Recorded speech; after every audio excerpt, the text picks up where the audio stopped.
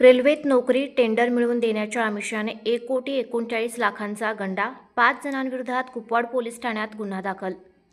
रेल्वेमध्ये नोकरी लावण्याचे आमिष दाखवून 11 जणांना तर औषधांचे टेंडर मिळवून देतो असे सांगून अन्य दोघांना तब्बल 1,39,30,000 रुपयांना फसवल्याचा धक्कादायक प्रकार उघडकीस आला आहे.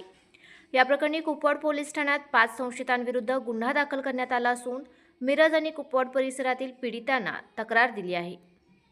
सुधीर सिंग राहणार दिल्ली, उदय हावळे राहणार मांजरी, सिकंदर बसरगी राहणार नागराळ, जिल्हा विजापूर, मंजुनाथ नाटेकर राहणार तांबा, अजित सिंग उर्फ अभिजित कुमार राहणार नोएडा, दिल्ली अशी गुन्हा दाखल झालेल्या संशयितांची नावे आहेत. पोलिसांनी दिलेल्या माहितीनुसार संशयित सुधीर सिंग यांनी आपण रेल्वेत अधिकारी असल्याचे भासवून आपल्या 4 साथीदारांच्या मदतीने मिरज तालुक्यातील 11 तरुणांना रेल्वेमध्ये नोकरीचे आमिष दाखवले.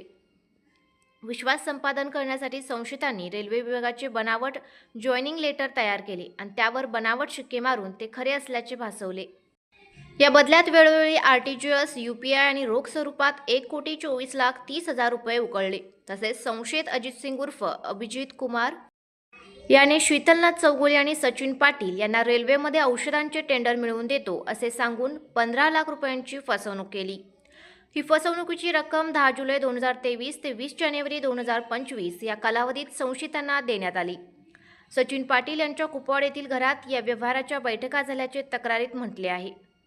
संशयितांनी अजित सिंग उर्फ अभिजित कुमार यांची 63 लाख रुपये, सुधीर सिंग यांची 36,77,000 रुपये, उदय हावळे यांची 21,60,000 रुपये, सिकंदर बसरगी यांची 10 लाख, मंजुनाथ नाटेकर यांची 7,93,000 रुपयांची फसवणूक केल्याचे तक्रारीत म्हटले आहे.